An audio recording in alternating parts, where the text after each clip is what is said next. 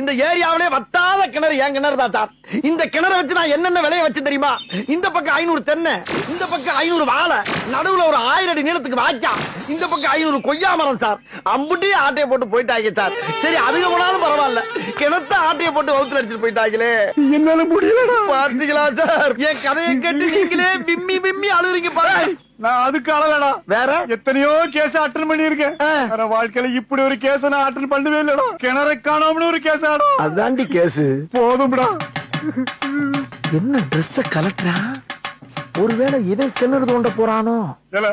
ஐயாட்ட கொடுத்து சுடல வேலை வெட்டியே போயிட்டான் அப்படின்னு சொல்லிடுறான். ஒரு சின்ன பிரச்சனைக்கு போய் ஏன் சார் என்னடா சின்ன பிரச்சனை? ஒரு கிணறு காணாம போற சின்ன பிரச்சனையா? இன்னைக்கு கிணத்த காணலம்ப, கொஞ்ச நாள் கழிச்சு ஆத்த காணலம்ப, அப்புறம் ஊரை காணலம்ப, அப்புறம் உன்னையே காணல யார்ட்ட கம்ப்ளைண்ட் கொடுப்படா. நீ இருக்கிற ஊர்ல நான் இருக்க மாட்டேன்டா. நான் போறேன்டா. இப்படி ஒரு முடிவு எடுத்துட்டா?